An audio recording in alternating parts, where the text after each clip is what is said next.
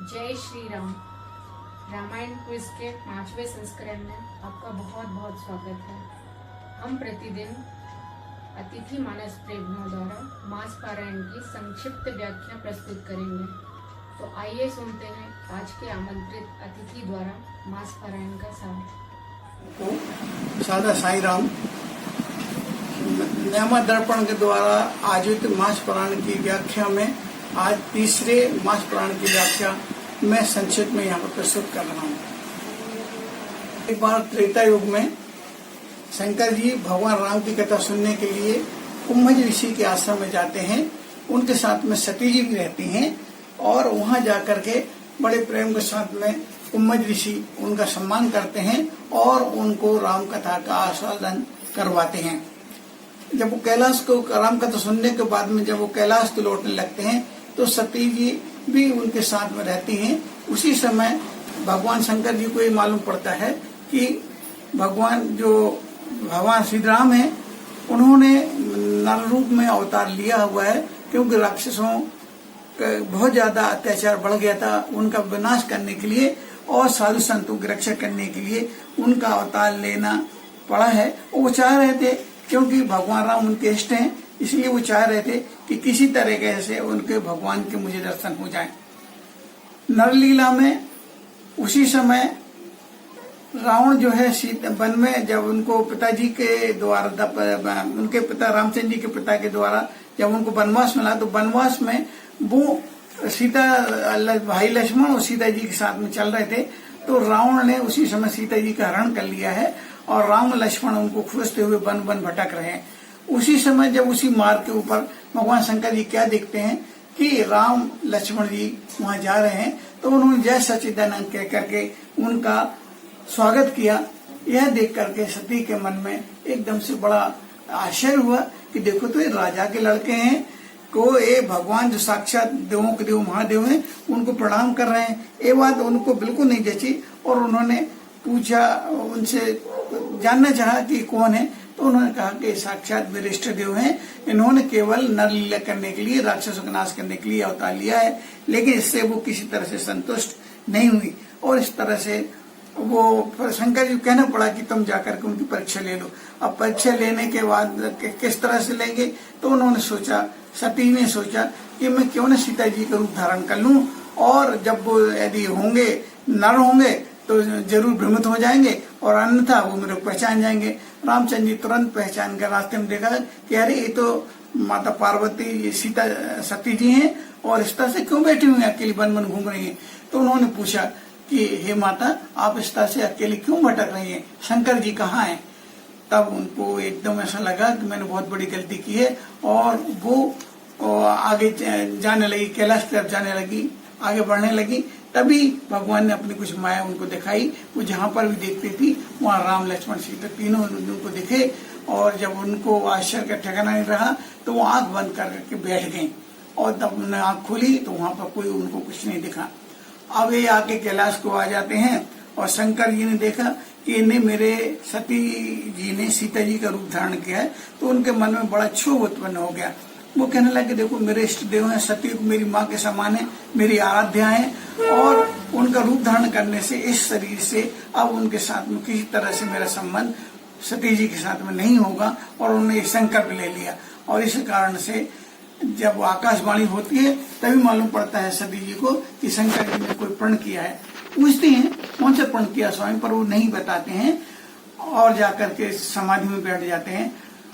बहुत समय बीत जाता है लेकिन उनकी समाधि नहीं टूटती है। एक बार बहुत कालांतर में उनकी समाधि जैसी भंग होती है। सती जी पूछती हैं कि स्वामी किस तरह से ये आकाश में जो विमान जा रहे हैं कहाँ जा रहे हैं। तो वो कहने लगे तुम्हारे पिताजी के यहाँ पर एक बहुत बड़ा यज्ञ हो रहा है, उन्होंने हमको किसी कारण से त्याग कर दिया है और सारे देवता लोग मुनिगण वहां पर उपस्थित हैं। सती जी के मन में आया कि क्यों न हम कुछ दिन वहां पर चले जाएं और जाकर के पिताजी के घर में रह करके कुछ हमको शांति मिल सकती है। लेकिन शंकर जी का कहना था कि बिना बुलाए जाना ठीक नहीं है। फिर भी जब उन्होंने हट किया तो उन्होंने अपने कुछ मुख्य गणों के साथ उनको वहां पर भेज दिया। वहां जाकर के जब उन्होंने देखा कि सारे देवताओं के अलग अलग भाग बने हुए हैं और इनके शंकर जी के लिए कोई स्थान उनका नियुक्त नहीं किया है, तब इनके मन में बड़ा दुख हुआ। और पति का अपमान वो कहीं किसी तरह से नहीं सह सकती थी, तो वो हटकते हुए उन्होंने दक्ष को बहुत ज्यादा खरी खोटी सुनाई और वहां उपस्थित सारे लोगों को कहा कि जिन जिन ने भी शंकर जी का अपमान किया है उसका फल उन्हें मिलेगा। और इसी पश्चात उन्होंने योगाग्नि से अपने शरीर को भस्म कर डाला।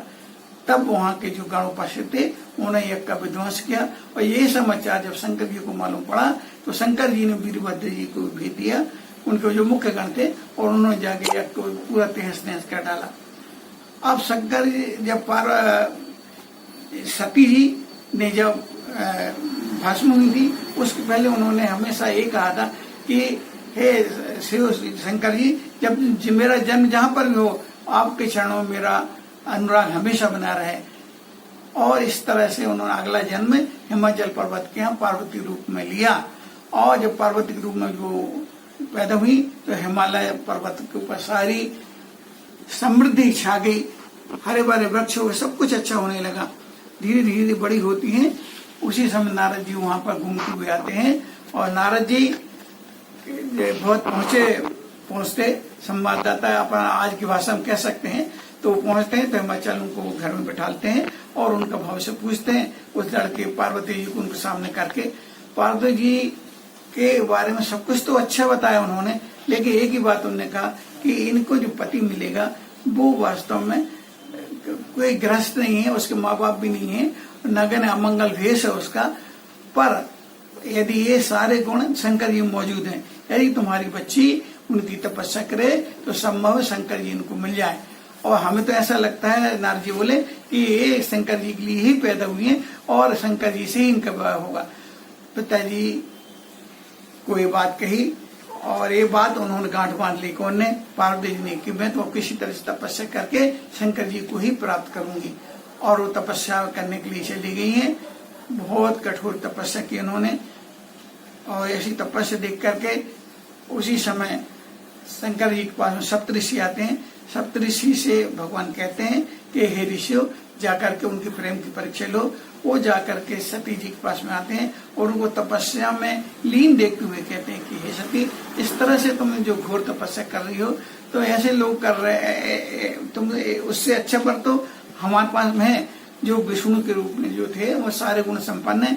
लेकिन उन्होंने कहा कि जन्म कोटि लगी रगर है हमारी, बरहूं समूह न रहो कुमारी। मैंने तो ये प्रण कर लिया है कि मैं शंकर जी के साथ ही शादी करूंगी।